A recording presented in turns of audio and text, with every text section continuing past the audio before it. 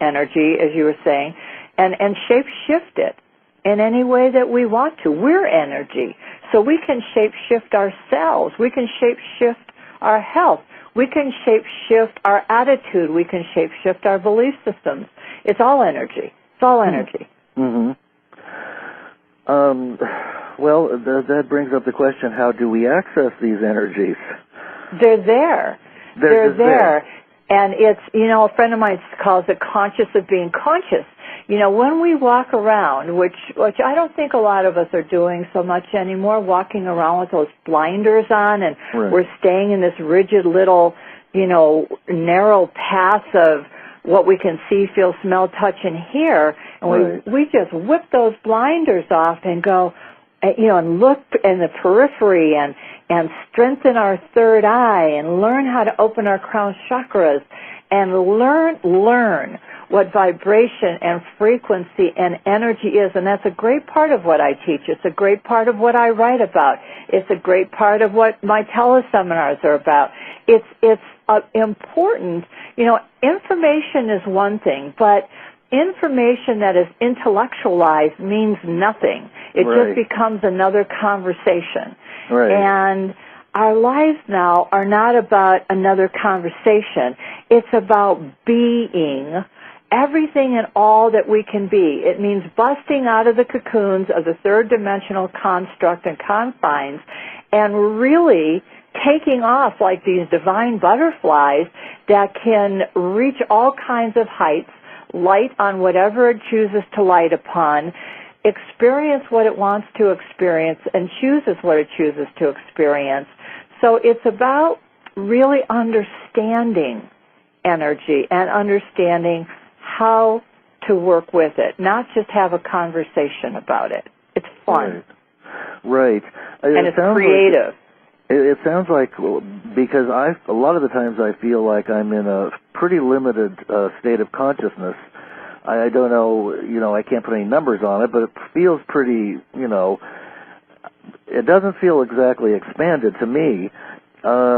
Is there obviously at a higher level, we know all of this, and this already is. So is there a moment when those two templates, or the higher self, unites with this fragment, and we will be in expanded consciousness? Or do we have to, is it more important to work towards empowering yourself to move in that direction a little quicker?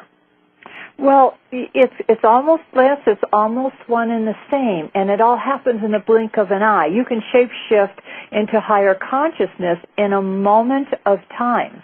The thing is that we are responsible for our self-realization. Mm-hmm. We are responsible for self-union. We are responsible for being the stewards of our lives.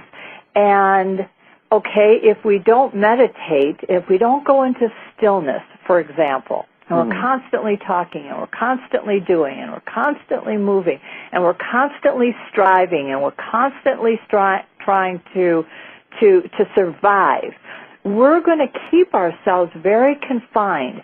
But what if we just let loose? And I said recently to somebody, you know what? I'm going to take myself on this grand adventure with Spirit. I'm going to really, really embrace not being in control. I'm going to let the future come to me.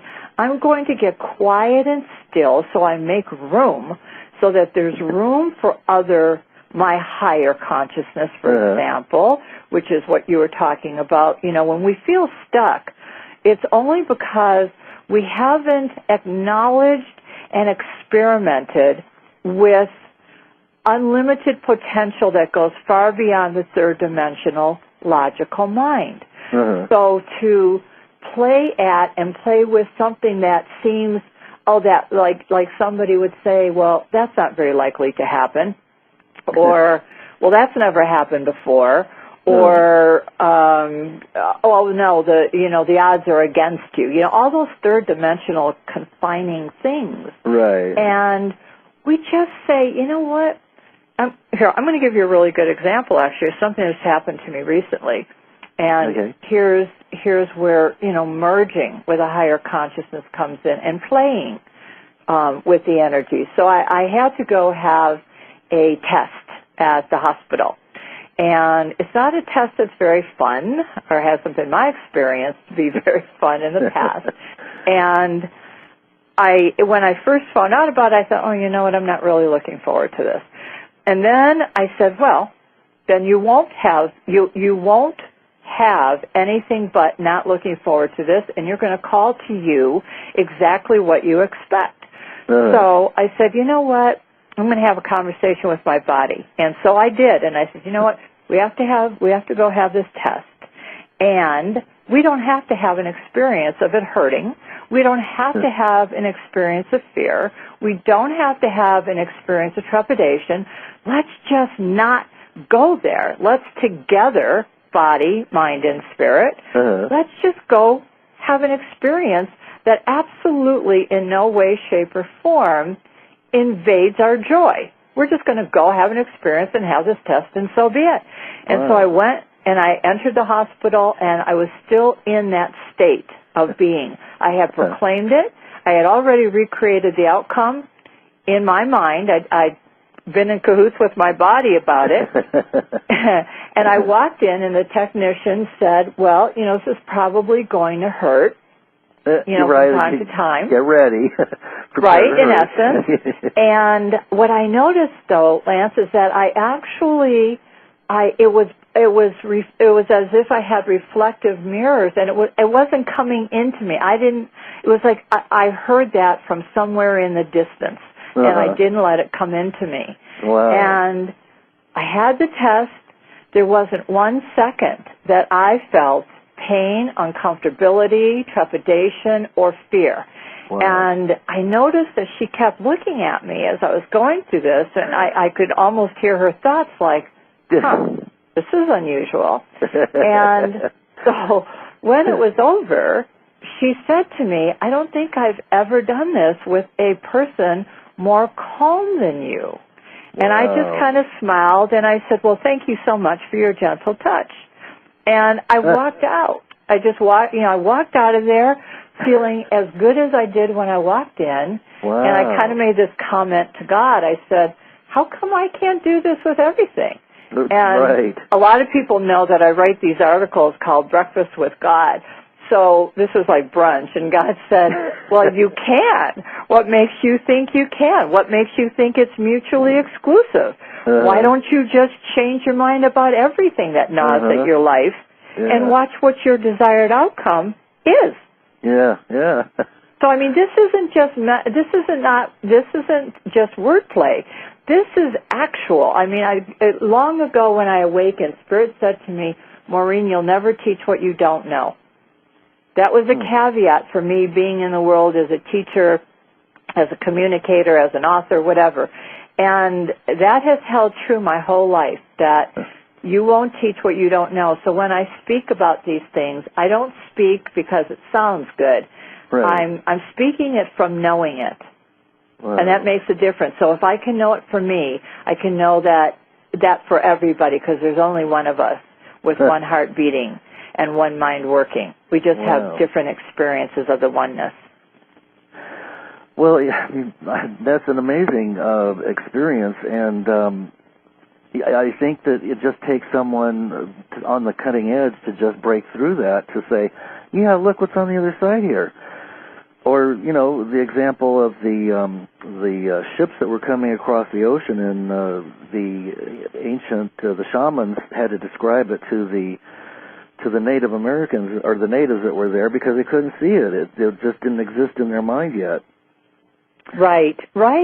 And all they had to really do is go into the inner planes of existence. And that's why meditation or stillness is so important, because then you can access the inner planes where things are different, where, as I often say, it's already in the elevator. Well, it's kind of like looking inside and saying, oh, this exists and this exists. And you have these different kinds of experiences. So when the ships were coming in, no, it wasn't in quote-unquote physical manifestation yet, but there was already a rapport and an alignment that was in operation, that was bringing it into a physical reality. Well, that makes a lot of sense to me. Well, it's the truth. And the beauty of all this is that the energies from the higher realms of consciousness are absolutely in rapport with the upliftment of humanity's consciousness to really, really take us to the end of a very painful and long-suffering cycle and into a brand new one of infinite, we've talked about, many way showers have talked about infinite potential, and it's always been true. And now we really can not just listen to it, but experience it for ourselves. Well, that's kind of like mastering alchemy. Right, and the alchemists, that was pretty much what they were working on, as I understand it. It was not really about changing lead into gold. It was an inner process. Mm-hmm. But exactly right.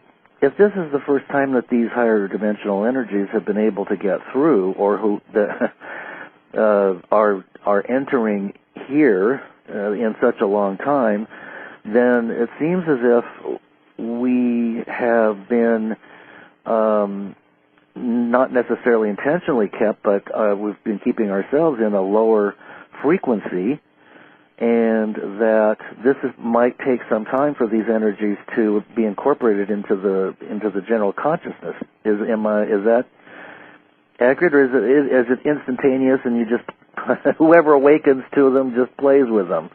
Well, no, I don't think it is. I know that, there are certainly those mystics and adepts and avatars from times gone by that we've read about that have had this quote-unquote, instant transformation, this instant enlightenment, if you will. But in the game of humanity, and that's what it is that those of us that stood in line and chose to take on skin and bones and walk two-legged on this planet this time and agreed to be what I call heroes in a transition stage, we chose to come under the densest veils possible. And with the knowing that we had it within us to transmute those dense veils, to open the portals to higher consciousness. But first, we would go through the gestation period of having a completely human experience, no different than, the butterfly. The butterfly cannot be the butterfly until there's a caterpillar and a cocoon, and the strength is built from the inside out, and then the cocoon melts, and the imaginal cells that have been created then takes form and flies. And so it's been, as everybody really knew before we said yes, this has been an experiment. And it's an experiment that's actually working. It's not always a comfortable one. It's rarely a comfortable one, but it's about to become a comfortable one. And the joy and the fun of it now is really coming into the recognition of our power, of the veils thinning out, and some of them are just bleeding into each other now, and the permission, if you will, in this experiment to have access and interaction with our cosmic